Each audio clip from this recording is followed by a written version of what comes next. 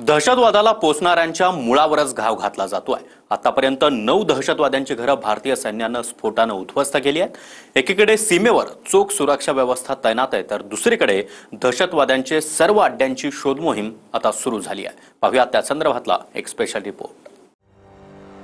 निष्पाप पर्यटकांची क्रूरपणे हत्या करणाऱ्या दहशतवाद्यांवर काश्मीर खोऱ्यात कारवाईला सुरुवात झाली आहे। आतापर्यंत 9 दहशतवाद्यांची घरं स्फोटानं नेस्तनाबूत करण्यात आली आहेत। कुपवाड्यात लष्कर ए तोयबाचा दहशतवादी फारुख तिडवाचं घर उद्ध्वस्त करण्यात आलंय। शोपियानमध्ये सक्रिय असलेल्या दहशतवादी अदनान शफीचं घर देखील नेस्तनाबूत झालंय। 1 वर्षापूर्वी अदनान शफी हा दहशतवादी कारवायात सहभागी होता।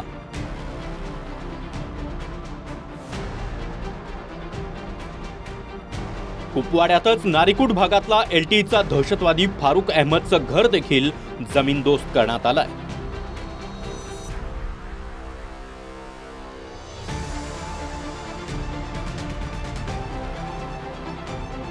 तर दरमदोरा भागात दहशतवादी अमीर नासिरचं घर देखील उद्ध्वस्त झालंय।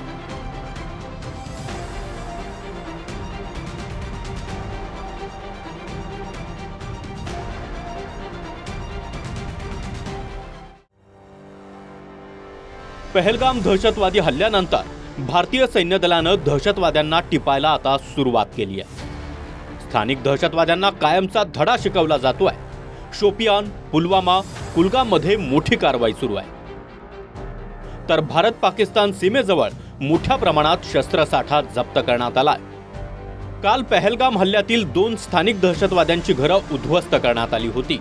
आता आणखी 2 दहशतवाद्यांची घरं पाडण्यात आली आहेत। जून 2023 मध्ये लष्कर ए तैयबाचा एहसान अहमद शेख याचे 2 मजल्याचं घर सुरक्षा दलांनी आयईडीचा स्फोट घडवत उडवून दिलं होतं। शेख हा पुलवाम्यातील मुर्रान इथला रहिवासी आहे। याशिवाय काल रात्री कुलगामच्या क्विमोहमधील जाकीर गनीचं घर देखील पाडण्यात आलंय। तो 2023 मध्ये लष्कर या दहशतवादी संघटनेत सहभागी झाला होता। पहलगाम दहशतवादी हल्ल्यानंतर आतापर्यंत 9 दहशतवाद्यांची घरं नेस्तनाबूत करण्यात आली आहेत। लष्करानं बिजबेहरा इथल्या आदिल ठोकरचं घर देखील स्फोटकांनी उडवलंय।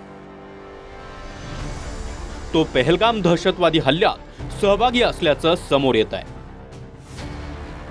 तर त्रालमधील आसिफ शेख याचं घर देखील पाडण्यात आलंय। तो 22 एप्रिल रोजीच्या पहलगाम हल्ल्यात सहभागी होता, हे आता स्पष्ट झालंय। Bureau report, TV9 Marathi.